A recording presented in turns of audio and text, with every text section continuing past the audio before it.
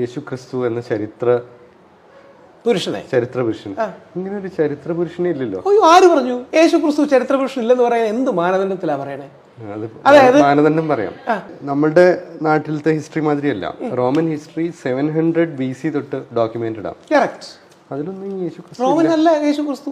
Roman ഹിസ്റ്ററിയിൽ എങ്ങനെയാണ് ജൂതനായ നസറാത്തുകാരനെ ഭരണം അവരുടെയാണെന്നല്ലേ ഉള്ളൂ. പക്ഷെ തങ്ങളോട് റിബൽ ചെയ്യുന്ന ജൂതന്മാരുടെ, യേശുക്രിസ്തു ജൂതനാണല്ലോ, ജൂതന്മാരുടെ നേതാവിനെ റോമക്കാരെന്തിനാ ഡോക്യുമെന്റ് ചെയ്തത്? തീർന്നില്ല.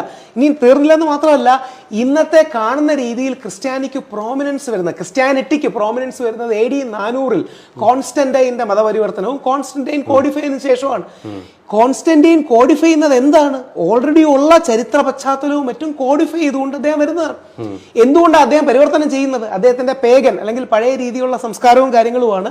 അതിനുശേഷം കുറെ കൂടെ ക്രോഡീകൃതമായ ആത്മീയമായ സ്പിരിച്വലായ ഒരു സാധനം വരുന്നു. ഇതുകൊണ്ടാണ് അല്ലാതെ രാഷ്ട്രീയ താല്പര്യങ്ങളില്ല. അല്ല, അതിനു മുമ്പ് 400 വർഷത്തോളം ഇതിൽ പോട്ടെ. നമ്മുടെ കേരളത്തിൽ ഇന്ന് കാണുന്ന പാപ്പസിയും കോൺസ്റ്റന്റൈനും ഉണ്ടാകുന്നത് കേരളത്തിൽ ക്രിസ്ത്യാനികളില്ലേ? പിന്നെ കേരളത്തിൽ ക്രിസ്ത്യാനില്ല. അപ്പൊ ആരോ ഒരാൾ ഉണ്ടായിട്ടല്ലേ അദ്ദേഹത്തിന്റെ മെസ്സേജുമായിട്ട് വരുന്നത്. ആരോ ഒരാൾ ഉണ്ടായിരുന്നില്ലേ? ആ ആളെ നിങ്ങൾ യേശു എന്ന് വിളിച്ചോളൂ, ഗ്രീക്കിൽ ജീസസ് എന്ന് വിളിച്ചോളൂ, മലയാളത്തിൽ യേശു എന്ന് വിളിച്ചോളൂ, ഇനി ഈസ എന്ന് വിളിച്ചോളൂ, പേരെന്ത് വിളിച്ചാലും ഇങ്ങനെ ഒരു വ്യക്തിത്വപരമായ ഒരാളില്ല എന്ന് പറയുമ്പോൾ അതെന്തിനാ പ്രകോപനപരം? അല്ല, എന്താണ് അതൊന്ന് ബൗദ്ധികമായ തെറ്റാണ്, അതൊന്ന് ഇന്റലക്ച്വലി റോങ് ആണ്. ഞാൻ അതാ ചോദിച്ചത്. ഇപ്പൊ നമ്മുടെ വിശ്വാസപ്രകാരം AD 52 തോമസ് ലീഹ വന്നു എന്നാണ്.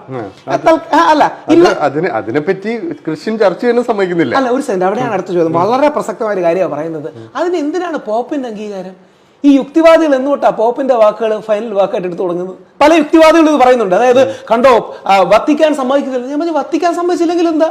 അതായത് കത്തോലിക്കരല്ല, ഇവിടെ വന്ന ഓർത്തഡോക്സ് ചർച്ചിന്റെ പാരമ്പര്യമാണ് ഇവരെന്ന് പറയുന്നത്. AD 52 തോമസ് ലീഹ വന്നു എന്ന് പറയുന്നു. ഇനിയും ഉണ്ടോ ഇല്ലയോ എന്നിരിക്കട്ടെ. എന്തായാലും AD 100 മുതൽ 150 മുതൽ ഇവിടെ ക്രിസ്ത്യാനികളുടെ ഡോക്യുമെന്റ് ഉണ്ടല്ലോ. AD 52 ഞാൻ വിശ്വസിക്കുന്ന AD 52 തോമസ് ലീഹ വന്നു എന്നും ലോകത്തിലെ ആദ്യ ഒരു ക്രോഡീകൃത സഭ എന്റെ നാട്ടിലാണെങ്കിൽ എനിക്ക് അഭിമാനമാണ്. നമ്മുടെ നാട്ടിൽ നിന്ന് ചേരമൻ പെരുമാൾ, നമ്മുടെ ചേര രാജാക്കന്മാരായിരുന്നല്ലോ ഇവിടെ. ചേരളമാണ് കേരളമാകുന്നത്. ഈ ചേര രാജാവ് മക്കത്ത് പോയി പ്രവാചകനെ കണ്ടു എന്നൊക്കെയാണ് നമ്മുടെ വിശ്വാസം. നീ വിശ്വാസം മാറ്റിവെക്കാം. ഈ AD 100 മുതൽ ക്രിസ്ത്യാനികളുണ്ടല്ലോ. അപ്പൊ ഏതോ ഒരു ഫിഗർ ഉണ്ടായിട്ടല്ലേ ക്രിസ്ത്യാനികൾ ഉണ്ടാവുന്നത്, ഇല്ലെങ്കിൽ ഉണ്ടാവുമോ? അല്ല, പക്ഷേ ഇപ്പൊ രാഹുലിനോട് എനിക്ക് ചോദ്യം ചോദിക്കാം. രാഹുൽ ചിലപ്പോ ഒരു പക്ഷെ പെട്ടെന്ന് അപ്സെറ്റ് ആയില്ല എന്ന് വരും. എന്നോട് നാളെ അയ്യപ്പനെ കുറിച്ച് ചോദിച്ചു, ഇത് തന്നെ ഞാൻ പറയും. എന്നോട് ആൾക്കാർ ചോദിച്ചിട്ടുണ്ട്, ഈ ആണും കല്യാണം കഴിച്ച എങ്ങനെ കുട്ടി ഉണ്ടാവും? ഞാനപ്പോൾ അവരോട് വളരെ ക്ഷമയോടിരുന്ന് പറയും, ശിവനും വിഷ്ണുവും കല്യാണം കഴിച്ചതല്ല. ശൈവരുണ്ട്, വൈഷ്ണവരുണ്ട്. ശിവനെയും വിഷ്ണുവിനെയും ഫിലോസോഫിക്കലി ഒന്നിപ്പിച്ചതിന് സാധാരണക്കാർക്ക് മനസ്സിലാകുന്ന ഭാഷയിൽ പറഞ്ഞു കൊടുക്കുന്നതാണ് ശിവൻ ഒരു മോഹിനിയെ കണ്ടു. അതായത് സംഭവിച്ചിരിക്കുന്നത് എങ്ങനെയാണ്? ശൈവരും വൈഷ്ണവരും കൊണ്ട് ഒരുമിപ്പിച്ചു. അപ്പൊ എല്ലാവരും പറഞ്ഞു തുടങ്ങി ശിവന്റെയും വിഷ്ണുവിന്റെയും മോനാണെന്ന്. അന്ന് ഏതോ കുട്ടി ചോദിച്ചു, അമ്മേ ഇവരെങ്ങനെ ഒന്നാവുമെന്ന്. അപ്പം പറഞ്ഞു, മോനെ ശിവനുണ്ട്, അപ്പുറത്ത് വിഷ്ണു വയ്ക്കുന്നു. അവരുടെ അടുത്ത് ആലോചിച്ചു, വിഷ്ണു ഒരു സ്ത്രീയായിട്ട് വന്നു, മോഹിനിയായിട്ട് വന്നു, രണ്ടുപേരും കല്യാണം കഴിച്ചിട്ട് കുട്ടി ഉണ്ടായി. ഇത് അന്നത്തെ ബാലരാമാമർ ചിത്ര കഥയാണ്. യുക്തിവാദികൾ പലപ്പോഴും ചെയ്യുന്നത് ബാലരാമാമർ ചിത്രത വെച്ചാണ് തർക്കിക്കുന്നത്. ആ ബാലരാമാമർ ചിത്രത പിള്ളേരുടെ ലെവലിലാണ്. ഐഡിയാസിന്റെ ലെവലിൽ, ഫിലോസഫിയുടെ ലെവലിലേക്ക് വരുമ്പോൾ നമുക്ക് ഫിലോസോഫിക്കലി ഡിബേറ്റ് ചെയ്യാം. യേശു ക്രിസ്തുവിനെ കുറിച്ച് പറഞ്ഞു. യേശു ക്രിസ്തുവിനെ കുറിച്ച് പൊതുവെ ചരിത്രകാരന്മാർ പറയുന്നത് BC 4 മുതൽ AD 28 വരെ ജീവിച്ചിരുന്നു എന്നാണ് യേശു ക്രിസ്തുവിനെ കുറിച്ച് പറയുന്നത്. അതാണ് ഹിസ്റ്റോറിയൻസ് കൂടുതൽ അഗ്രി ചെയ്യുന്ന ഒരു ഡേറ്റ്. December 25 എന്ന് പറയുന്നുണ്ട്. ആയിക്കോട്ടെ, ഏതോ ഒരു ഡേറ്റ് പുള്ളി ജനിച്ചില്ലേ. പോപ്പ് അതിനെ അഡ്രസ് ചെയ്യുന്നുണ്ട്. December 25 അല്ലായിരിക്കും, വേറെ കലണ്ടറൊക്കെ അങ്ങോട്ടും ഇങ്ങോട്ടും മാറൂലേ. പക്ഷേ ഇങ്ങനെ ഒരാളില്ലെങ്കിൽ ക്രിസ്ത്യാനിറ്റി ഉണ്ടാവൂ, ഇങ്ങനെ ഒരാളില്ലെങ്കിൽ ക്രിസ്തുമാർഗം ഉണ്ടാവൂ. ഇങ്ങനെ ഒരാൾ ഉണ്ടായിട്ടും അവരെ ജൂതന്മാർ അംഗീകരിക്കുന്നില്ല. അതുകൊണ്ടാണല്ലോ ജൂതന്മാർ വിശ്വസിക്കുന്നത് ഇനി മെസ്സിഹ വേറെ വരുമെന്ന്. ജൂതന്മാരുടെ ഇടയിൽ ഒരു വലിയ മെസ്സയ്യ അല്ലെങ്കിൽ ഒരു സേവിയർ, പ്രവാചകൻ വരുമെന്ന് വിശ്വാസം ഉണ്ടായിരുന്നു. അപ്പൊ യേശു പറഞ്ഞു, ഞാൻ തന്നെയാണ് ആ പ്രവാചകൻ എന്ന്. ആ പ്രവാചകനെ പിന്തുടർന്ന ആൾക്കാർ ക്രിസ്ത്യാനികളായി. അത് സെയിന്റ് പോൾ അടക്കമുള്ളവരുടെ എഫേർട്സ് കൊണ്ട് ഒരു ഓർഗനൈസ്ഡ് റിലീജിയനായി. AD 400 പ്രത്യേകിച്ച് യൂറോപ്പ് ക്രിസ്ത്യൻ വൽക്കരിക്കപ്പെട്ടതോടുകൂടി ലോകത്തെ എല്ലാ ഭാഗങ്ങളിലേക്കും അത് വളർന്നു. ഒരു മിഷണറി പ്രവർത്തനം സ്വീകരിച്ചു. ഇതിന്റെ ഒരു കേന്ദ്ര ബിന്ദുവില്ലേ? പ്രശ്നം അതല്ല. ഇതിപ്പം രാഹുലിന് സംശയം ഉണ്ടെങ്കിൽ ഈ വീഡിയോ എയർ ചെയ്യുമ്പോൾ ഇതിന്റെ താഴെ കമന്റ് സെക്ഷനിൽ പോയി നോക്കണം. ഞാനിപ്പോ ഒരു ചോദ്യത്തിൽ സെയിന്റ് പോൾ ഉണ്ടായിരുന്നോ? കാര്യം പല രാജ്യങ്ങളിലും യാത്രയും കാര്യങ്ങളൊക്കെ ചെയ്യുന്ന പറയുന്നുള്ള സെയിന്റ് പോൾ ഉണ്ടാവാൻ സാധ്യതയുണ്ട്. അപ്പൊ സെയിന്റ് പോൾ ഉണ്ടെങ്കിൽ യേശു ക്രിസ്തു സംഭവിക്കാൻ എന്താ വടി? അങ്ങനെയല്ല കേട്ടോ, ഈ ആർഗ്യുമെന്റ് ഉള്ളതാണ്. ഒരുപാട് പേര് പറയുന്നുണ്ട് സെയിന്റ് പോൾ, എന്നോട് തന്നെ പറഞ്ഞിട്ടുണ്ട്, പല ക്രിസ്ത്യൻ വിരോധികൾ പറഞ്ഞിട്ടുണ്ട് സെയിന്റ് പോൾ പല രാജ്യങ്ങളിൽ നിന്ന് പ്രചരിപ്പിച്ചുകൊണ്ടാണ് ഒരു ക്രിസ്തു ആയത്. ഞാൻ പറഞ്ഞു ആയിക്കോട്ടെ, ആണോ അല്ലയോ എന്ന് രണ്ടാമത്തെ കാര്യം. സെയിന്റ് പോൾ ഉണ്ടല്ലോ, പിന്നെ യേശു ക്രിസ്തുവിനെ സമ്മതിക്കാൻ എന്നാ മടി? അല്ല, സമ്മതിക്കാൻ മടിയുടെ അല്ല പ്രശ്നം. നമ്മൾ നേരത്തെ തുടങ്ങിയത് അവിടുന്ന് ഈ വിശ്വാസിയുടെ പെട്ടെന്ന് വ്രണപ്പെടുന്ന വികാരമാണ്. അപ്പൊ വ്രണപ്പെടുവോ ഇല്ലയോ എന്നുള്ളത് നമുക്കൊരു എക്സ്പെരിമെന്റ് നമുക്ക് ചെയ്തു നോക്കാം. ഇപ്പൊ ഇതുവരെ ഞാൻ എന്തെങ്കിലും ഇതിനെതിരെ വ്രണപ്പെടുന്ന രീതിയിൽ എന്തെങ്കിലും ഞാൻ പറഞ്ഞോ? ഇല്ല. പക്ഷെ എന്താ പറയുക, ഞാൻ പറയുന്നത് ഇതിന് ഇന്റലക്ച്വൽ കൗണ്ടർ, അതായത് ഈ മനഃപൂർവ്വം പ്രകോപിപ്പിക്കാൻ പോകുന്നതിന്റെ ഇപ്പൊ ഉദാഹരണം നമ്മുടെ പെരിയോർ രാമസ്വാമി നായ്ക്കർ, നമ്മുടെ തന്തൈ പെരിയോർ പുള്ളി മറ്റേ ഭഗവത്ഗീത രാമായണം കത്തിക്കും. അയാളുടെ സ്വന്തം കാശ് കൊണ്ട് 100 രൂപയ്ക്ക് അയാളൊരു പുസ്തകം മേടിക്കുന്നു, അയാളുടെ പ്രോപ്പർട്ടിയാണ്, കത്തിച്ച എന്താ എന്ന് വേണമെങ്കിൽ ചോദിക്കാം. അത് ആവശ്യമില്ലാത്ത പ്രകോപനത്തിലേക്ക് നീളും.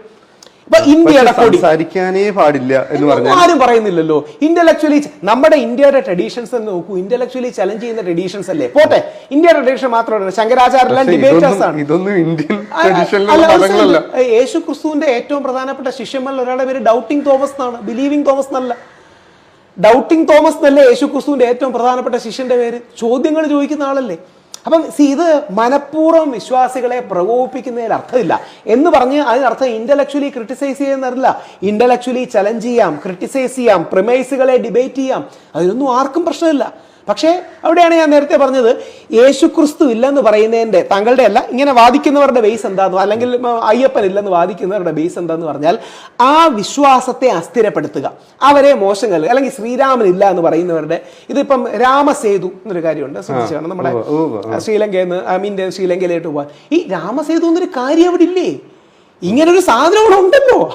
അപ്പം ആ രാമസേതുവിനെ എന്നിട്ട് വിദേശികൾ വന്നപ്പോൾ ആഡംസ് ബ്രിഡ്ജ് എന്ന് വിളിച്ചു, പക്ഷെ രാമസേതു തന്നെയാണ്. അപ്പം ശ്രീരാമൻ എന്ന് പറയുന്ന ഒരു ചരിത്ര പുരുഷൻ ഇല്ലെന്ന് പറയുന്നത് എന്താ അർത്ഥം? ശരിയാണ്, രാവണന് 10 തലയുണ്ടോ? ഇല്ല, 10 തലയുടെ ബുദ്ധിയുണ്ട്. രാഹുൽ, അതായത് ഇതെല്ലാം ഈ മതസാഹിത്യത്തെ പറ്റിയോ അല്ലെങ്കിൽ അതിലെ ഫിലോസഫിക്കൽ വാല്യൂ പറ്റിയോ, ആ മതം തരുന്ന പോസിറ്റീവ് ഹിസ്റ്റോറിക്കൽ വാല്യൂവിനെ പറ്റിയോ? ഇതെല്ലാം ചരിത്ര പുരുഷന്മാർ കൂടിയാണ്.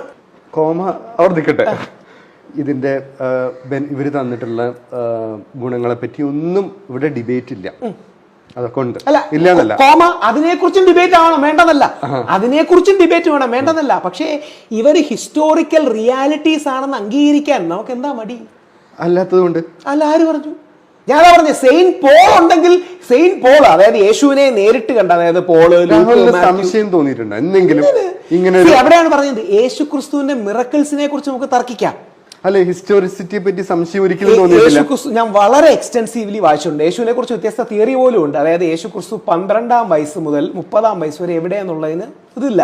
ഇനി ഞാൻ തിരിച്ചു ചോദിക്കട്ടെ, ഇത് കുക്കപ്പ് ചെയ്താണ്. കൗണ്ടർ എന്താണെന്നറിയോ? അവർ പറയാതെ പറയുന്ന എന്താ? യുക്തിവാദികൾ അതായത് ചില ബിംബങ്ങളെ കാണിക്കാൻ വേണ്ടി ഈ കഥയൊക്കെ ഉണ്ടാക്കിയെടുത്തതാണെന്നാണ്. അതാണല്ലോ യുക്തിവാദികളുടെ പ്രധാന വാദം. ഉണ്ടാക്കുന്നൊന്നുമല്ലോ. പിന്നെ ഈ കഥകൾ യേശു ഇല്ലെന്നൊരു ദിവസം നമുക്ക് ചിന്തിക്കാം. യേശു ഒരാളെ ഇല്ല, പിന്നെ ഈ കഥകൾ ആരെങ്കിലും ഉണ്ടാക്കുന്നതല്ലേ? എന്തോ സ്ഥാപിത താല്പര്യങ്ങൾക്ക് വേണ്ടിയോ മതപ്രചാരണത്തിന് വേണ്ടിയോ കച്ചവട താല്പര്യങ്ങൾക്ക് വേണ്ടിയോ ഈ കഥകളെല്ലാം ഉണ്ടാക്കി എന്നുള്ളതല്ലേ പ്രമേസ്? പിന്നെന്താ? അല്ല, എല്ലാ കഥകളും അങ്ങനെ ഉണ്ടാക്കുന്നതല്ലോ. അതായത് നമ്മൾ ശരി, കഥകൾ ഉണ്ടായി വന്നു അങ്ങനെ മതിയല്ലോ. അങ്ങനെയാണെങ്കിൽ 12 മുതൽ 30 വയസ്സും കൊണ്ട് കഥ ഉണ്ടാക്കിയാൽ പോരെ? എന്തുകൊണ്ടാണ് ബൈബിളിൽ 12 മുതൽ 30 വയസ്സുള്ള യേശുക്രിസ്തുവിനെ കുറിച്ച് പരാമർശം ഇല്ലാത്തത്? അവരുടെ ഇന്റലക്ച്വൽ ഓണസ്റ്റി ബൈബിളിൽ പരാമർശമില്ല. 12 വയസ്സിൽ യേശുക്രിസ്തുവിനെ അമ്പലത്തിൽ വെച്ച് നമ്മുടെ പുരോഹിതനോട് തർക്കിക്കുന്ന കാണുകയാണ്. അവൻ ഇന്റലിജന്റ് ആയ ചോദ്യങ്ങൾ ചോദിച്ചു, അവന്റെ ജ്ഞാനത്തിൽ അവർ അത്ഭുതപ്പെട്ടു എന്നൊക്കെ. പിന്നീട് യേശുവിനെ സ്നാപക യോഹന്നാനിലാണ് നമ്മൾ കാണുന്നത്. 12 മുതൽ ഈ 18 വർഷം യേശുക്രിസ്തുവിനെ കുറിച്ച് ബൈബിൾ പരാമർശിക്കുന്നില്ല. കഥ ഉണ്ടാക്കിയാൽ പോരെ? എന്തിനാ കഥ ഉണ്ടാക്കുന്നത്? അല്ല, ഞാൻ പറഞ്ഞത് കഥ ഉണ്ടാക്കാനാണെങ്കിൽ, ഒരു ഉത്തരം നൽകാനായിട്ട് വെറുതെ കഥ ഉണ്ടാക്കാനെങ്കിൽ, അപ്പം യേശു എന്ന ചരിത്ര പുരുഷൻ ഉണ്ടായിരുന്നു എന്നുള്ളതിന്റെ തെളിവല്ലേ അത്? യേശു എന്ന ഹിസ്റ്റോറിക്കൽ പേഴ്സണാലിറ്റി ഉണ്ടായിരുന്നതിന്റെ ഏറ്റവും വലിയ തെളിവല്ലേ അത്? ആ കഥയിൽ തന്നെ ഉള്ളത്. ആ കഥയിൽ തന്നെ ഈ ഗ്യാപ്പിൽ അവർ ഫില്ല് ചെയ്യാൻ നോക്കുന്നില്ല. പകരം അവർ ഇന്റലക്ച്വലി ഓണസ്റ്റ് ആയി ഞങ്ങൾക്ക് അതിനെക്കുറിച്ച് അറിയില്ല എന്ന് പറയുന്നു. അതിനെക്കുറിച്ച് കഥ ഉണ്ടാക്കുന്നവർ വേറെയുണ്ട്. യേശു ഇന്ത്യയിലേക്ക് വന്നു എന്ന് പറയുന്നവരുണ്ട്. അതല്ല, ഈ പുസ്തകങ്ങളുടെ ചരിത്രം രാഹുലിനറിയോ? ഏത് ചരിത്രം? അതായത് ഈ ബൈബിൾ പുസ്തകമല്ലേ ഇത്? എന്നാണ് ബൈബിൾ പുസ്തകമല്ല ബേസിക്കലി. എവിടെയാണ് നമ്മൾ? ബൈബിൾ ഒരു സെറ്റ് ഓഫ് നോളേജും സെറ്റ് ഓഫ് പാരഡൈമുമാണ്. പിന്നീട് എഴുതിയിട്ടിട്ട് കാണാം. പിന്നെ ഇത് വേർഷൻസ് ഒന്ന് കാണാം. അതായത് മാത്യുവും ലൂക്കും അല്ലെങ്കിൽ ജോണും ഇവരെല്ലാം യേശു ക്രിസ്തു അല്ലെങ്കിൽ പോളും ഇവരെല്ലാം യേശു ക്രിസ്തുവിനെ കാണുകയും അവരുടെ അനുഭവങ്ങൾ പറയുകയും എഴുതിയിടുകയും ഒക്കെ ചെയ്തു. അന്ന് ഈ രീതിയിൽ എഴുത്തില്ലല്ലോ. തങ്ങളുടെ എക്സ്പീരിയൻസുകൾ ഇന്ന് തന്നെ ഒരു പത്രം കവർ ചെയ്ത മനോരമ കവർ ചെയ്യുന്ന പോലെയല്ല ജന്മഭൂമി കവർ ചെയ്യുന്നത്, ജന്മഭൂമി കവർ ചെയ്യുന്നതല്ല ദേശാഭിമാനി കവർ ചെയ്യുന്നത്, ദേശാഭിമാനി കവർ ചെയ്യുന്നതല്ല വീക്ഷണം കവർ ചെയ്യുന്നത്. ഓരോരുത്തരും തങ്ങളുടെ നിലവാരത്തിൽ നിന്ന് യേശു ക്രിസ്തു എന്ന ദൈവപുത്രനെ മനസ്സിലാക്കുന്നതിൽ വെച്ച് അവർ കാര്യങ്ങൾ എഴുതി. ഇപ്പൊ ഉദാഹരണം മഗ്ദലന പറയും, എനിക്ക് ബൈബിളിൽ ഏറ്റവും ഇഷ്ടപ്പെട്ട വചനമാണ് മഗ്ദലന മറിയോട് എന്ന് ഇന്ന് വ്യാഖ്യാനിക്കപ്പെടുന്ന രീതിയിൽ നിങ്ങളിൽ പാപം ചെയ്യാത്തവരെ കല്ലെറിയട്ടെ. ഏതോ ഒരു മറിയ മഗ്ദലനത്തിൽ വരുന്ന ആണെന്ന് പറയുന്നു. ചില ആൾക്കാർ വീണ്ടും വ്യാഖ്യാനിച്ച് പറയുന്നുണ്ട് യഥാർത്ഥത്തിൽ അത് മഗ്ദലന മറിയല്ല, വേറെ ഏതോ മറിയ, അറിയില്ല. പോട്ടെ, ഏതോ ഒരു പ്രോസ്റ്റിറ്റ്യൂട്ട് വരുമ്പോൾ ആ പ്രോസ്റ്റിറ്റ്യൂട്ടിനോട് പറയുന്നു നിങ്ങളിൽ പാപമില്ലാത്തവരെ കല്ലെറിയട്ടെ. എനിക്ക് തോന്നുന്നത് ഫിലിപ്പിലാണുള്ളത്, ഏതിലാന്ന് ഞാൻ വിട്ടുപോയി, ഏതോ ഒന്നിലേ ഉള്ളൂ. മറ്റുള്ള 2-3 എണ്ണത്തിൽ അത് വേണ്ട രീതിയിൽ പരാമർശിക്കുന്നുമില്ല. അതിനർത്ഥം അതില്ലെന്നാണോ? അപ്പം തങ്ങളുടെ എക്സ്പീരിയൻസ് കുറച്ച് ആൾക്കാർ എഴുതിയിട്ടു. ഈ തങ്ങളുടെ എക്സ്പീരിയൻസ് എഴുതിയിട്ടു എന്ന് പറയുന്നതിനും അതിന്റെ വൈവിധ്യവും തന്നെ ഒരാളവിടെ ഉണ്ടെന്നുള്ളതിന് വലിയ തെളിവല്ലേ? ഞാനൊരു കാര്യം ചോദിക്കട്ടെ രാഹുൽ, അതായത് രാഹുൽ ഈശ്വർ എന്തെങ്കിലും പറഞ്ഞു, രാഹുൽ ഗാന്ധി പറഞ്ഞായിട്ട് ആക്കാൻ പറ്റില്ലല്ലോ. ജീസസ് എന്ന് പറയുന്നത് അവിടുത്തെ വളരെ കോമൺ നെയിമാണ്. അല്ല, ഈശ പുള്ളിയുടെ പേര് ജീസസ് ഗ്രീക്ക് പേരാണ്. പുള്ളിയുടെ പേര് ജീസസ് എന്ന് പറയുന്നത് ഒരിക്കലും ഈസോ ഈശ യാ എന്ന സൗണ്ട് അത് പിന്നെയാണ് ജ ആവുന്നത്. ഇങ്ങനെ ആരെങ്കിലും പറഞ്ഞ് എഴുതിയിടുവോ ആൾക്കാർ? പുള്ളിക്ക് എന്തോ ഇൻഫ്ലുവൻസ് ഉണ്ടായിരുന്നു, പുള്ളിക്ക് എന്തോ ആത്മീയ ചൈതന്യം എന്ന് പറഞ്ഞാൽ യുക്തിവാദികൾ അംഗീകരിക്കുന്നില്ലെങ്കിൽ നല്ല പ്രഭാഷണ പാഠം ഉണ്ടായിരുന്നു. ഇങ്ങനൊരു വ്യക്തി ഉണ്ടായിരുന്നല്ലോ. ഇങ്ങനൊരു വ്യക്തി ഞാൻ ഇനി ഒറ്റ ചോദ്യത്തിൽ ഇത് ഫുള്ള് തീർക്കാം. ഒറ്റ ചോദ്യം, അങ്ങ് കൃത്യമായി സ്പോണ്ടേനിയസ്ലി മറുപടി വരുന്നത്. എന്റെ റാപ്പിഡ് ഫയർ ആണ്. സോക്രട്ടീസ് ഉണ്ടായിരുന്നു? എനിക്കറിയില്ല. പ്ലേറ്റോ ഉണ്ടായിരുന്നു? അരിസ്റ്റോട്ടിൽ ഉണ്ടായിരുന്നു? ഇവരുടെ എല്ലാം പുസ്തകങ്ങൾ അടക്കമില്ലേ? അതായത് BC 600-ലും 500-ലും 400 ഫിലോസഫീസ് ഉണ്ട്. അതെ, പക്ഷെ അവരില്ലാതെ എങ്ങനെ ഫിലോസഫി ഉണ്ടാവും? അതായത് ബുദ്ധൻ ഉണ്ടായിരുന്നു? ബുദ്ധൻ പല ബുദ്ധന്മാരുണ്ടായിരുന്നു. ആയിക്കോട്ടെ, പക്ഷെ ഒരു ബുദ്ധനില്ല. ഈ തുടക്കത്തിൽ ഒരാളില്ലേ? പറയുന്ന ബുദ്ധൻ ഗൗതമ ബുദ്ധനാണ്. അതെ, ഗൗതമ ബുദ്ധൻ ഒരാളില്ലേ? ആ ബുദ്ധൻ എൻലൈറ്റഡ് ആയി അദ്ദേഹത്തിന്റെ ഫിലോസഫി പിന്തുടർന്നു. പലരും എൻലൈറ്റഡ് ആയി. ചോദ്യം എന്താണെന്നറിയോ, എന്തിനാണ് ഈ കഥകളിൽ ഹിസ്റ്ററി ഉണ്ട് എന്ന് വാശി പിടിക്കേണ്ട ആവശ്യം? തിരിച്ചാണ്, ഈ ഹിസ്റ്ററിയിൽ കഥകളുണ്ട്. ആ കഥകൾ ചില ആൾക്കാര് നേരത്തെ പറഞ്ഞ പോലെ കുറച്ച് പൊടിപ്പും തൊങ്ങിലും വെച്ചും പറയും. ചില ആൾക്കാർ, ഇപ്പൊ ഇവിടെ തന്നെ 6 പേരുണ്ട്.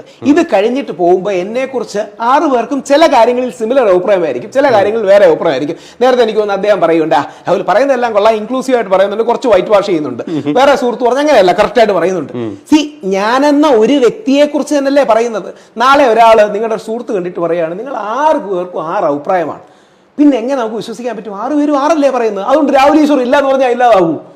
അപ്പൊ ഇതേപോലെ ഒരാള് ഒരു സെൻട്രൽ പോയിന്റ് ആയിട്ടുണ്ട്. ഈ സെൻട്രൽ പോയിന്റിലായിട്ട് നിന്ന ആളെ കുറിച്ച് പല വ്യാഖ്യാനങ്ങളും പല മനസ്സിലാക്കലും. അപ്പൊ യേശു ക്രിസ്തുവിനോട് ശിഷ്യന്മാർ വിശ്വസിക്കാത്തതുണ്ട്. യൂദാസ് യേശു ക്രിസ്തുവിന്റെ അടുത്ത് നിന്നിട്ട് പോലും യേശുവിനെ തിരിച്ചറിയാതെ 30 വെള്ളിക്കാശിന് വേണ്ടി ഒറ്റ കൊടുത്താണെന്ന് പറയുന്നുണ്ട്. ഈ യൂദാസിന്റെ വെള്ളിക്കാശ് എന്റെ ഇരിപ്പുണ്ടെന്നാണ് മോൺസൺ മാവുങ്കൽ പറയുന്നത്. നാളെ മോൺസൺ മാവുങ്കൽ കള്ളമായതുകൊണ്ട് യൂദാസ് ഇല്ലാത്തതുകൊണ്ട് യേശു ഇല്ല എന്ന് പറയാൻ പറ്റൂ? അപ്പൊ എന്റെ ചോദ്യം, BC 400-ലും 500-ലും ജനിച്ച അരിസ്റ്റോട്ടിൽ ഉണ്ട്, പ്ലേറ്റോ ഉണ്ട്, പിന്നെന്താ സോക്രട്ടീസ് ഉണ്ട്, BC 500 ജനിച്ച ബുദ്ധനുണ്ട്, BC 450-ലോ 500-ലോ ജനിച്ച മഹാവീരനുണ്ട്. ഇതിനൊക്കെ ശേഷമുള്ള യേശു ഇല്ലെന്ന് പറയുന്നതിൽ എന്ത് അർത്ഥമുള്ളത്? അലക്സാണ്ടർ പോലും ശേഷമാണ് യേശു. അലക്സാണ്ടർ ദ ഗ്രേറ്റ് പോലും ശേഷമാണ് യേശു. അതാണ് ഇതിലത്തെ തമാശ. എന്താന്ന് പറഞ്ഞാൽ ഇത്ര കാലം മുമ്പ് വരെയുള്ള ആളുകളുടെ ഹിസ്റ്റോറിക് ഡോക്യുമെന്റേഷൻ ഉണ്ട്. അല്ല, ഈ എന്ത് ഡോക്യുമെന്റേഷൻ ആണ്? യേശു ക്രിസ്തുവിന് ആധാർ ഉണ്ടാവും? അല്ല, എന്ത് ഡോക്യുമെന്റേഷൻ? അല്ല, വേണമെന്നില്ല. ഈ 33 വയസ്സ് വരെ മാത്രം ജീവിച്ച, 30 വയസ്സിൽ പ്രചരണം തുടങ്ങിയ, അല്ലെങ്കിൽ ഗോസ്പൽ മിനിസ്ട്രി തുടങ്ങിയ സ്നാപക യോഹന്നാന് ശേഷമാണ് യേശുവിനെ പ്രോമിനന്റ് ആയിട്ട് കാണുന്നത്. ഈ 3 വർഷം ജീവിച്ച വ്യക്തി ലോക ചരിത്രം 2ആയി പതുക്കുന്ന പോയിന്റാണ്. ഈ മനുഷ്യനെ കുറിച്ച് എന്ത് ഡോക്യുമെന്റ് എവിഡൻസ് ആണ് കിട്ടാൻ ഉദ്ദേശിക്കുന്നത്? ഇപ്പൊ ഇദ്ദേഹത്തിന്റെ കഥ ഞാൻ പറയാം. അഗസ്റ്റസ് സീസറിന്റെ കാലത്താണ് അദ്ദേഹം ജനിക്കുന്നത്. അഗസ്റ്റസിന്റെ കാലത്താണോ സംശയമുണ്ട്. പോട്ടെ, കാര്യം അഗസ്റ്റസ് കുറച്ചുകൂടെ മുമ്പാണ്. കാര്യം യേശു BC 4-ലാണ്, അഗസ്റ്റസ് BC 1-ാം നൂറ്റാണ്ടിലാണ്. പോട്ടെ, എന്നാലും ആയിക്കോട്ടെ. എങ്ങനെയാണ് ഡോക്യുമെന്റേഷൻ? അഗസ്റ്റസ് സീസറിന്റെ കാരണം അന്നൊരു സെൻസസ് നടക്കുന്നുണ്ട്. ആ സെൻസസിൽ പേര് ചേർക്കാൻ വേണ്ടി പോയ കഥകളൊക്കെ ഉണ്ട്. ഈ പുസ്തകത്തിൽ തന്നെ ഉണ്ട്. പറഞ്ഞോളൂ. ഞാൻ അതാ നോക്കുന്നത്. ഞാൻ ചെക്ക് ചെയ്യാണ് ആൾക്കാർ. ഞാൻ ക്രോസ് ചെക്കിങ്ങിന്റെ ആളാണ്. പറഞ്ഞോളൂ. അപ്പം അഗസ്റ്റസ് സീസർ ഉള്ള സമയത്താണ്, അഗസ്റ്റസ് സീസർ വന്നു, അതിനും ശേഷം അദ്ദേഹമാണ് ആദ്യത്തെ എംപറർ. ജൂലിയസ് സീസർ ശരിയാണ് കറക്റ്റ്, യു ആർ റൈറ്റ്. കാര്യം 63 BC-യിലാണ് അഗസ്റ്റസ് സീസർ ജനിക്കുന്നത്, 14 AD വരെയാണ്. അപ്പൊ ഈ കാലഘട്ടത്തിൽ തന്നെയാണ്. അപ്പം അവിടെ തന്നെ ഒരു ഡിസ്ക്രിപ്പൻസി ഇല്ലേ? കറക്റ്റ് അല്ലേ? കാലഘട്ടം കറക്റ്റ് അല്ലേ? അഗസ്റ്റസ് സീസറിന്റെ കാലത്ത് അഗസ്റ്റസ് സീസർ ജനിക്കുന്ന എപ്പോഴാ? 63 BC. ഭരിക്കുന്നത് 14 AD. കറക്റ്റ് ആണ്. 14 AD വരെ. ഈ അഗസ്റ്റസ് സീസർക്ക് ഏകദേശം 50 വയസ്സിൽ അദ്ദേഹം രാജു ഉണ്ടായില്ലെങ്കിൽ 50-55 വയസ്സിലായിരിക്കും യേശുക്രിസ്തു ജനിച്ചത്. ഈ ഗ്രിഗോറിയൻ കലണ്ടർ ഉണ്ടല്ലോ, അത് ഈ AC AD BC എന്ന് പറയുന്നത് ക്രിയേറ്റ് ചെയ്യുന്നത് ബിഫോർ ക്രൈസ്റ്റ് അല്ല. അന്നോ ഡോമിനിയും അതാണ് ഉദ്ദേശിക്കുന്നത്. അത് ഇവരാണ് കലണ്ടർ ഉണ്ടാക്കിയത്, അഗസ്റ്റസ് സീസർ. അതെങ്ങനെ അഗസ്റ്റസ് സീസർ BC AD എന്നുള്ള കലണ്ടർ ഉണ്ടാക്കുന്നേ? അതിനുശേഷമല്ലേ AD എന്ന് പറയുന്നത് അന്നോ ഡോമിനിയും BC എന്ന് പറഞ്ഞാൽ ബിഫോർ ഇയേഴ്സ്. ഇന്ന് BCE എന്നും AD എന്നും പറയുന്നു. അപ്പൊ ഇതും യേശുക്രിസ്തുവിന്റെ ജീവിതമായിട്ട് എങ്ങനെ ഇല്ലെന്ന് പറയുന്നത് എന്താന്ന് വെച്ചാല്, ഇതിപ്പോ ഇതിനെ പറ്റി തർക്കിക്കാൻ എനിക്ക് വലിയ താല്പര്യം ഇല്ലാത്ത എന്താന്ന് വെച്ചാ, ഇതിപ്പോ അത് ശരിയായാലും തെറ്റായാലും ബാധിക്കാത്തത് കൊണ്ടാണ്. പക്ഷെ ഈ ഒരു കാര്യത്തെ പറ്റി ഒരു ചർച്ച പോലും നടക്കുന്നില്ല. അല്ല, രണ്ട് കാര്യങ്ങളാണ്. ഇപ്പൊ അങ്ങ് തന്നെ പറയുന്ന ഒരു കാര്യമുണ്ട്. അങ്ങയുടെ വാക്കുകളിൽ നിന്ന് എടുത്ത് പറയാം. ഞാൻ ഈ താർക്കികനായോണ്ട്, ഞാൻ ശരിക്കും താർക്കിക്കാറില്ലെങ്കിലും കോർ താർക്കികനായോണ്ട് താങ്കൾ പറഞ്ഞതിൽ ഒരു വാക്ക് പോലും ഉണ്ട്. അഗസ്റ്റസ് സീസറിന്റെ കാലത്താണ് ഇവരുടെ പേര് ചേർക്കാൻ ഡോക്യുമെന്റ് ചെയ്ത് പോകുന്നതെന്ന്. കഥ അത് ബൈബിളിലുള്ള സ്റ്റോറിയാണ്. അപ്പൊ അങ്ങനെയാണെങ്കിൽ അതിനർത്ഥം ഹിസ്റ്റോറിക്കൽ ഒരു പേഴ്സണാലിറ്റി ഉണ്ടെന്നല്ലേ? ഇങ്ങനെ ഒരാൾ ഉണ്ടായിട്ടല്ലേ പുള്ളിയുടെ പേര് ചേർക്കാൻ പോകുന്ന ആവശ്യമുള്ളൂ. കുറെ കാര്യങ്ങള് അതിശയോക്തി വരും. ഞാനൊരു പുസ്തകം എഴുതുന്നു, ഞാൻ ആ പുസ്തകത്തിൽ പറയുന്നു ഞാൻ ദൈവമാണെന്ന് പറയുന്നു. ആര് പറയുന്നു? ഞാൻ തന്നെ, യേശുക്രിസ്തു അല്ല, ഒരു എക്സാമ്പിൾ. അല്ലെങ്കിൽ ഞാൻ പറയുന്നു എന്റെ അളിയൻ ദൈവമാണെന്ന് പറയുന്നു. ഇതിന്റെ പ്രൂഫും ആ പുസ്തകം തന്നെ. അല്ല, അതെങ്ങനെയാവും? അവിടെയാണ് ഞാൻ ചോദിച്ചത്. യേശുക്രിസ്തുവിന്റെ അളിയനല്ല പുസ്തകം എഴുതിയത്, യേശുക്രിസ്തുവിന്റെ ശിഷ്യന്മാരാണ്. തങ്ങൾ ഗുരുവായി കാണുന്ന ഒരാളെ അവർ ഗ്ലോറിഫൈ ചെയ്ത് ദൈവവൽക്കരിച്ചു എന്ന് പറയുന്നതിൽ തെറ്റില്ല. അത് ഫാക്ച്വലി ശരിയായിരിക്കാൻ ചാൻസ് ഉണ്ട്. പക്ഷേ യേശുക്രിസ്തു എന്ന ദൈവപുത്രൻ പോട്ടെ, യേശുക്രിസ്തു എന്നൊരു മനുഷ്യപുത്രൻ ജീവിച്ചിരുന്നില്ലേ? അല്ല, അതങ്ങനെ അതാണ്. ആ ജീവിച്ചിരുന്ന ആളെ നമ്മൾ ഇപ്പം മണികണ്ഠൻ എന്ന് പറയുന്ന ക്രിസ്തു എന്ന് പറഞ്ഞാൽ എന്താണെന്നറിയോ? Saviour, anointed one. ഈ ജീസസ് എന്ന് പറയുന്ന ഒരാളുണ്ടല്ലോ, ക്രിസ്റ്റോസി എന്ന് പറയുന്നല്ലേ പല ക്രിസ്തുക്കൾ വന്നിരുന്നു എന്നറിയാം. അവിടെയാണ് ഇത് ഈ പല ക്രിസ്തുക്കൾ വന്നിരുന്നു എന്ന് പറയുന്നതും ഈ രാമായണം പലതുണ്ടെന്ന് പറയുന്നതും അത് നിരീശ്വരവാദികളുടെ ലൈനിന്റെ കാര്യം. അങ്ങനെ നിരീശ്വരവാദി എന്നാ കിട്ടിയെന്നുള്ള ഈ സെൻട്രൽ ഫിഗറിനെ ഡയല്യൂട്ട് ചെയ്യാനാണ്. അതായത് ഞങ്ങൾ പലപ്പോഴും ചർച്ചയ്ക്ക് ഇരിക്കുമ്പോൾ ആൾക്കാർ പറയുന്നുണ്ട് അതൊരു സ്ട്രാറ്റജിയാണ്. ഞാൻ ഒറ്റ ഒരു വരി കൂടെ പറഞ്ഞുതരാം. നമ്മുടെ നാട്ടിൽ സ്ഥിരം കേൾക്കുന്നതാണ് 300 രാമായണങ്ങളുണ്ട്. ഇത് കേട്ടിട്ടുണ്ടായിരിക്കും ആർഗ്യുമെന്റ്. 300 രാമായണമുണ്ട്. സാറേ, 300 അല്ല, 3000 രാമായണം ഉണ്ടാകട്ടെ. വാൽമീകി രാമന്റെ ബയോഗ്രഫറാണ്. രാമൻ എന്ന് പറയുന്ന മിസ്റ്റർ രാമന്റെ ഭാര്യ മിസ്സസ് സീത, അദ്ദേഹത്തിന്റെ സഹോദരൻ മിസ്റ്റർ ലക്ഷ്മണൻ, ഇങ്ങനെ ഒരാളുണ്ടായിരുന്നു. ഈ പുള്ളിയുടെ കാലത്ത് വാൽമീകി എന്നൊരാൾ ജീവിച്ചിരിപ്പുണ്ടായിരുന്നു. പുള്ളി ഭില്ലായിരുന്നു, ഷെഡ്യൂൾ ട്രൈബ്, ഇന്നത്തെ ഷെഡ്യൂൾ ട്രൈബ് സമുദായത്തിലായിരുന്നു. പുള്ളിയുടെ കാലത്ത് നോക്കി കുറെ കാര്യങ്ങൾ എഴുതി വെച്ചു. ഇതിനെ ബേസ് ചെയ്ത് 3000 ഇന്റർപ്രിട്ടേഷൻ ഉണ്ടായിക്കോട്ടെ. അതിനർത്ഥം രാമനില്ലെന്നാണോ? ഇത് ഈ റിലേറ്റീവിസം. ഏത് രാമനാണുള്ളത്? ഏത് രാമനാ ഇല്ലാതെ? മിസ്റ്റർ രാമൻ, ദശരഥന്റെ മകനായ കൗസല്യയുടെ മകനായ മിസ്റ്റർ രാമൻ, ശ്രീ എന്നുള്ള പേര് മാത്രമാണ്. മിസ്റ്റർ രാമൻ എന്ന് പറയുന്ന ഒരു ചരിത്ര പുരുഷൻ. ആ പുരുഷനെ പരമാവധി ഗ്ലോറിഫൈ ചെയ്ത് അതിശയോക്തിവൽക്കരിച്ച് പുള്ളിയുടെ നിറം നീലയായിരുന്നു, പുള്ളി അമ്പയിച്ചാൽ 100 കിലോമീറ്റർ പോകുമായിരുന്നു ഒക്കെ പറഞ്ഞു ഇല്ലെന്ന് പറയുന്നില്ല. രാവണന്റെ അച്ഛന്റെ പേര് വിശ്രവസ്, അമ്മയുടെ പേര് കൈകസി. രാവണന് ഞാൻ ചെറിയ പ്രായത്തിൽ സംശയിച്ചിട്ടുണ്ട്, ഈ 10 തലയുണ്ടെങ്കിൽ ബാത്റൂമിലൊക്കെ എങ്ങനെയായിരിക്കും രാവണ പോകുന്നത്? അത് നമ്മുടെ 10 തലയുടെ അല്ല, അന്നും ബാത്റൂം ഉണ്ടാവില്ല, രാജകൊട്ടാരമൊക്കെ അല്ലേ, രാവണൻ രാജാവല്ലേ. രാവണന് 10 തലയുടെ ബുദ്ധിയേ ഉള്ളൂ. അതായത് ഈ നമ്മൾ പഴയ രാമായണം സീരിയൽ ഓർമ്മയുണ്ടോന്ന് അറിയില്ല. അതിൽ കുംഭകർണൻ ശ്വാസം വലിക്കുമ്പം മൂക്കിലെ കാന കയറി പോകുന്നു. ഇത് വെച്ചിട്ടാണോ നമ്മൾ രാമായണം ഹിസ്റ്റോറിക്കൽ അല്ലെന്ന് പറയേണ്ടത്? ഇത് പിള്ളേരെ കാണിക്കാൻ വേണ്ടി അല്ലെങ്കിൽ ഒരു ഫാസിനേഷന് വേണ്ടിയിട്ട് കാര്യമായി കൊടുക്കുന്ന സാധനം. ഇപ്പൊ രജനീകാന്ത് അടിച്ച രാമായണം ഹിസ്റ്റോറിക്കൽ അല്ലെങ്കിൽ എന്താ? രാമായണം ഹിസ്റ്റോറിക്കൽ ആണെങ്കിൽ എന്താ കുഴപ്പം? ആണെങ്കിൽ കുഴപ്പമില്ല. അതേ ഹിസ്റ്റോറിക്കൽ അല്ലെങ്കിൽ എന്ന് പറയുന്നതിന്റെ ദുരുദ്ദേശം എന്ന് പറഞ്ഞാൽ, താങ്കളുടെ അല്ല, ഇത് പറയുന്നവരുടെ ദുരുദ്ദേശം ഇതൊക്കെ ഒരു ലിറ്ററേച്ചറാണ്. ഇതിനെ ഉള്ളിൽ ഡയല്യൂട്ട് ചെയ്യാൻ വേണ്ടി സംഘടിതമായി പറയുന്നതാണ്. അതായത് ഇത് രാഹുൽ മുന്നിൽ ഒരു ശത്രുവിനെ പ്രതിഷ്ഠിച്ചിരിക്കുകയാണ്. അല്ല, കാര്യം ഇവര് പറയുന്നതിന്റെ അവരുടെ ആംഗിൾ അതാ. അതായത് ഇവരെന്നിട്ട് ഭംഗിവൽക്കരിച്ച് പറയുന്നത് എന്താ? രാമായണം ഹിസ്റ്ററി അല്ലെങ്കിലും കുഴപ്പമില്ല, നല്ല ലിറ്ററേച്ചറാണ് എന്ന് പറഞ്ഞാൽ രാമൻ ഒരാൾ ജീവിച്ചിരുന്നില്ല, വേണമെങ്കിൽ നിങ്ങൾ കഥ ഉണ്ടാക്കിയതാണെന്ന് അങ്ങനെ പഞ്ചസാര വൽക്കരിച്ച് അവർ നമുക്ക് പണി തരികയാണ്. ഇത് എനിക്ക് മനസ്സിലാവും, അതുകൊണ്ടാണ് ഞാൻ പറയുന്നത്. ഗാന്ധിജി ഇതിനെക്കുറിച്ച് പറയുന്നുണ്ട്. ഗാന്ധിജി പറയുന്നുണ്ട്, എന്റെ രാമനെ, അതായത് ഹിസ്റ്റോറിക്കൽ രാമനെ ഒരുപാട് അതിശയോക്തിയും കഥകളും ഒക്കെ ഉണ്ടാവും, പക്ഷെ ചരിത്രത്തിൽ അങ്ങനെ ആളുണ്ടെന്ന് സമ്മതിച്ചവർക്ക് എന്താ നഷ്ടം? അപ്പൊ എന്താ പ്രശ്നം എന്നറിയാമോ? അങ്ങനെ ഒരാളുണ്ടെന്ന് സമ്മതിച്ചാൽ പുള്ളിയോടുള്ള ഡിവോഷൻ, പുള്ളിയോടുള്ള ഇത്രയും കാലം നിന്നു എന്നുള്ള, അതായത് ചരിത്രത്തിൽ നിന്നു എന്നുള്ളതിന് നിരീശ്വരവാദികൾക്കൊരു ബാധ്യതയാണ്. ആ ബാധ്യത മാറ്റാനായി യേശുവില്ല, രാമനില്ല എന്ന് ഈസിയായിട്ട് പറയുകയാണ്. നേരെ മറിച്ച് ചരിത്രത്തിൽ അങ്ങനെ ഒരു വ്യക്തി ഉണ്ടായിരുന്നെങ്കിൽ ഇവർക്ക് എന്താ നഷ്ടം? ഇപ്പം തന്നെ നോക്കിയാൽ യേശു ക്രിസ്തുവിന്റെ കാര്യം പലരും, ഞാൻ ഈ വാദഗതി നെറ്റ്ഫ്ലിക്സിൽ ചില ഡോക്യുമെന്ററീസ് ആയിട്ട് പോലും വരുന്നുണ്ട്, യേശു ക്രിസ്തു യഥാർത്ഥത്തിൽ ജീവിച്ചിരുന്നില്ല. ഇത് പറയുന്നതിന്റെ സ്ഥാപിത താല്പര്യം എന്ന് പറഞ്ഞാൽ ആ സെൻട്രൽ ഫിഗറിനെ ഡൈല്യൂട്ട് ചെയ്യുക. ഈ മതങ്ങളിൽ കുറെ മൂല്യങ്ങളും ദർശനങ്ങളും ഒക്കെ ഉണ്ട്, പക്ഷെ അതിന്റെ കോറ് കുറെ മനുഷ്യരാണ്. ആ മനുഷ്യരില്ലെന്ന് തെളിയിക്കുന്നതിലൂടെ അവർക്കുള്ളിൽ ഒരു ഡയല്യൂഷൻ കൊണ്ടുവരാൻ വേണ്ടി അവർ ശ്രമിക്കുകയാണ്. ഇതാണ് ഇപ്പം ശ്രീകൃഷ്ണനും അർജുനും. ഡയല്യൂഷൻ വന്നാൽ എന്താ കുഴപ്പം? അല്ല, ഡയല്യൂഷൻ വരുന്നത് എന്തിനാ? ശരിയല്ലല്ലോ, ഇറ്റ്സ് നോൺ ഫാക്ട്.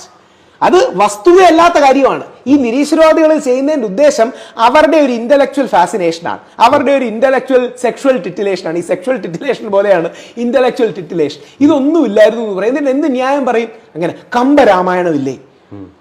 ഇന്ന് നടന്ന കാര്യത്തെക്കുറിച്ച് നാളെ എഴുതുന്ന 5 പത്രങ്ങൾ 5 വ്യാഖ്യാനം എഴുതുമെങ്കിൽ 5000 വർഷം മുമ്പ് നടന്ന കാര്യങ്ങളെക്കുറിച്ച് 50,000 പേര് പറയുമ്പോൾ എന്ത് വ്യാഖ്യാനങ്ങൾ വരും? നമ്മൾ ഇതിന് മാനേജ്മെന്റ്, പക്ഷേ അങ്ങ് അറിയാം, ചൈനീസ് വിസ്പർ എന്നാണ് വിളിക്കുക, കമ്മ്യൂണിക്കേഷൻ ഗ്യാപ്പ് എന്ന് വിളിക്കും.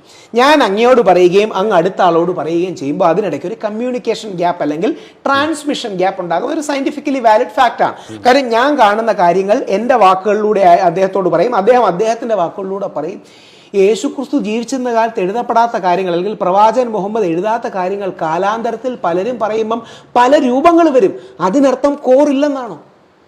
ഞാൻ അതുകൊണ്ടാണ് ചോദിച്ചത്. സോക്രട്ടീസിനെ അംഗീകരിക്കും, പ്ലേറ്റോയെ അംഗീകരിക്കും, അരിസ്റ്റോട്ടലിനെ അംഗീകരിക്കും, ഫിലിപ്പ് ഓഫ് മാസിഡോണിയ അലക്സാണ്ടറിന്റെ അച്ഛനെ അംഗീകരിക്കും, അലക്സാണ്ടർ ആക്രമിച്ചു എന്ന് അംഗീകരിക്കും, ബുദ്ധനെ അംഗീകരിക്കും, ജൈനെ അംഗീകരിക്കും, പക്ഷേ യേശുക്രിസ്തു ഇല്ല.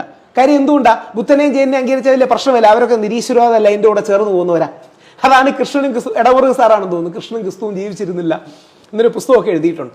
ഇവരൊക്കെ ജീവിച്ചിരുന്നു. ഞങ്ങൾ വിശ്വാസികൾ ഞങ്ങളുടെ ഓവർ ഇമോഷൻ കൊണ്ട് ഇവരെയൊക്കെ കാൽപ്പനികവൽക്കരിച്ച് കാണാം, ഭംഗിവൽക്കരിച്ച് കാണാം, ഡെക്കറേറ്റ് ചെയ്ത് കാണാം. അപ്പം അയ്യപ്പൻ പന്തളത്തുനിന്ന് ഒരു അമ്പ് അയച്ചപ്പം നേരെ ശബരിമലയെ വന്നു വീണു. നമ്മുടെ ഇടയിലുള്ളൊരു കഥയാണ്.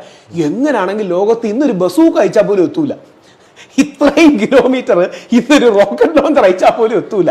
അതിനർത്ഥം അത് ചരിത്രമല്ല. അല്ല, അത് ചരിത്രമാണ്. അവിടെ അയ്യപ്പനുണ്ട്. അയ്യപ്പൻ അമ്പയിച്ചെത്തിയതൊന്നുമല്ല. അതായത് ഏതുപോലെ എന്ന് പറഞ്ഞാൽ അയ്യപ്പൻ അവിടേക്ക് എത്തി. അവർ സിമ്പിളായി പറയാം, അങ്ങ് എറണാകുളം. അവസാനത്തെ ഒരു ചോദ്യം ഞാൻ ചോദിക്കട്ടെ? ചോദിച്ചോളൂ. ഒരൊറ്റ ചോദ്യം കൂടെ പറയാം. നമ്മൾ വണ്ടി വരുമ്പോ നമ്മൾ വേഗത്തിൽ വരുന്നതിന് നമ്മൾ പറയുന്നത് എന്താ? ഓ, ഞാൻ പറന്നാണ് വന്നത്. ഈ പറന്നു വന്നു എന്ന് പറഞ്ഞാൽ അതിനർത്ഥം എന്റെ വണ്ടിയുടെ കാർ ആകാശത്തിലൂടെ വന്നു എന്നല്ല. പകരം ഇതിനെ മനസ്സിലാക്കേണ്ടത് language as A means of symbols ആണ്.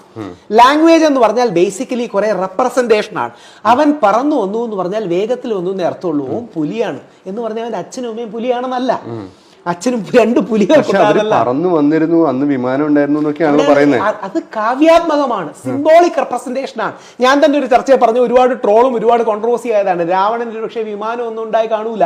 രാവണൻ ഒരു പക്ഷേ ഒരു ചങ്ങാടത്തിലായിരിക്കും കൊണ്ടുപോയത്, കുറെ കാലം കുതിരയിലായിരിക്കും കൊണ്ടുപോയത്.